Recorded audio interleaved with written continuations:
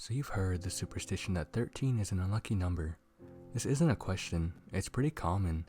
Although, among East Asian culture, 4 is seen as more unlucky. But I disagree. In some buildings with many floors, they skip the 13th floor on the elevator because of said superstition. I happen to work in such a building on the 14th floor. Of course, the 14th floor is actually the 13th, although this never bothered me.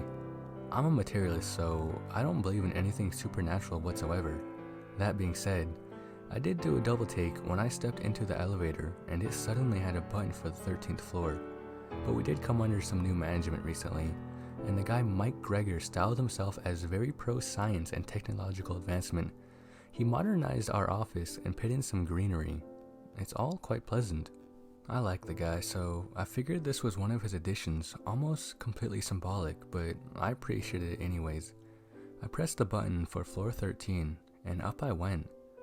It was uneventful. It was the floor I had worked at for the past 2 years. I made my way to my desk and got to work. It went like this up until Friday. My boss moseyed his way up to my desk and asked me to work overtime tonight. Typical. Surprise, it's 5 p.m. and I'm alone, except for my boss who left about 30 minutes later, and the other poor guy who somehow got roped up into this. The work I had was staggering. It was like they gave me half the work for the whole damn week. I deeply regret putting eager worker on my resume. At least no one else but that guy was around, and he was on the other side of the office, so I got my phone out and put on some YouTube videos I wanted to watch and got to work. The work flew by. I hit a nice flow state and really got into the rhythm with it. All was good until the lights flickered off. I looked at my phone to turn on my flashlight, and of course, the time was 1:13 a.m. But I'm not superstitious. My bet was that my coworker turned the lights off and was about to leave. Probably forgot I was even here. Sure enough, I make my way to the light switch and it's off. I turn it back on, turn around, and go to turn off my flashlight. I hear the switch click behind me. The lights go off again. This startled me, and I whirled around to see what was going on there. There's no one there, so I go to turn it back on.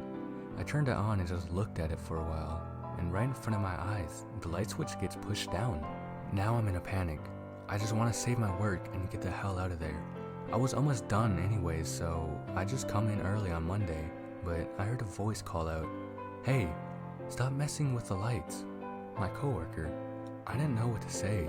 I mean, how do you say the lights are turning off on their own without sounding crazy? At a loss for words, I simply yelled at him, "Come over here. I'll explain it, but I don't want to yell." He made his way over and he gave me an expecting look. I simply turned the lights back on and now his look was more confused. Wait, just watch the switch and wait," I said. It was a solid minute of both of us just standing there, staring at the light. He broke the silence. "Seriously, this is ridiculous." The light was pushed down again by that invisible force in front of our eyes, and it was dark again. I said to my coworker, "Yeah, I don't know what the deal is, but I'm gonna get out of here." I was suddenly being physically dragged through the office. It felt like I was being held by a vice grip. I was getting rug burn on my arms and legs from the speed I was being pulled. What worried me more than that was that I was being pulled towards the windows. The thing was seriously about to send me hurtling down to my death. I could faintly hear my coworker yell in the distance. There was nothing to do but try and grab whatever I could reach. The carpet, the desk, computer cords, none of it even seemed to slow this thing down. I was about to hit the window. What stopped me was this tree we had in the office. It was a heavy tree. I remember they had 4 guys bringing up the damn thing. When I wrapped my arms around its pot, I finally stopped moving. The thing was still pulling on me hard. It felt like my legs were gonna snap off. I hanged onto that pot for my dear life. The pain was excruciating. I had no concept of time, just moment by moment. My grip couldn't hold forever, of course. I could feel my sweat making me slip, my muscles losing their strength, and I heard the elevator come and go. My coworker had abandoned me.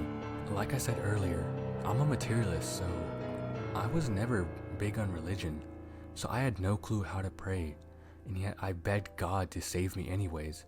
I pleaded to God as long as I could, but it seemed like it wasn't working at all.